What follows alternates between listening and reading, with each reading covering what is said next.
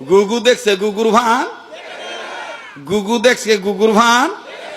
ওই অনেকদিন আগে আমি কইছিলাম কোনানো জানি মনে আছে কিনা আমি জানি না, দুই ছাগলে ঘাস খাইতে খাইতে সন্ধ্যা হয়ে গেছে গা।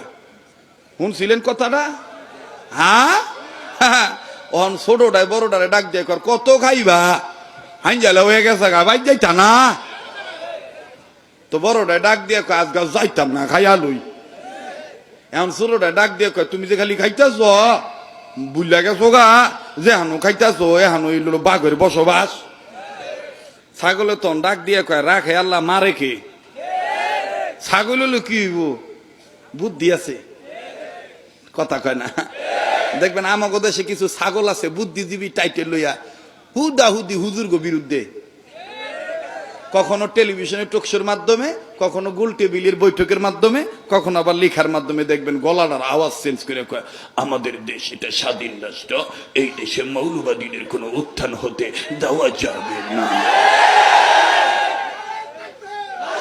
আবার আমার কথা কইতে দে, আমার একটু সুযোগ দে, আজকে অনেকদিন পড়াইছি, একটু কথা কইয়া জায়গা। আর জীবনে আমার আনুক আর না আনুক, আজকে তো সুযোগ পাইছি, কি কইতাম না কইতাম না। দেখবেন কি সুন্দর গলাটা চেঞ্জ কইরা, গলাটার বাবার মোশনটা চেঞ্জ কইরা কয় এই দেশটা মৌলবাদীদের দেশ নয়, এই দেশটা স্বাধীন রাষ্ট্র, অতএব এই দেশে আমাদেরই থাকবে জায়গা।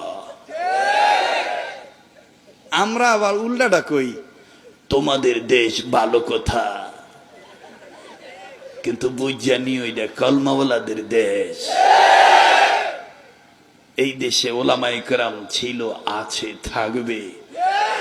সংবাদটা তোমার ভালো লাগলে লাগুক, না লাগলে না লাগুক, পরিবেশন করা হচ্ছে ওলামায়ে দেওবন্দের পক্ষ থেকে। কথা বলেন ঠিক কিনা?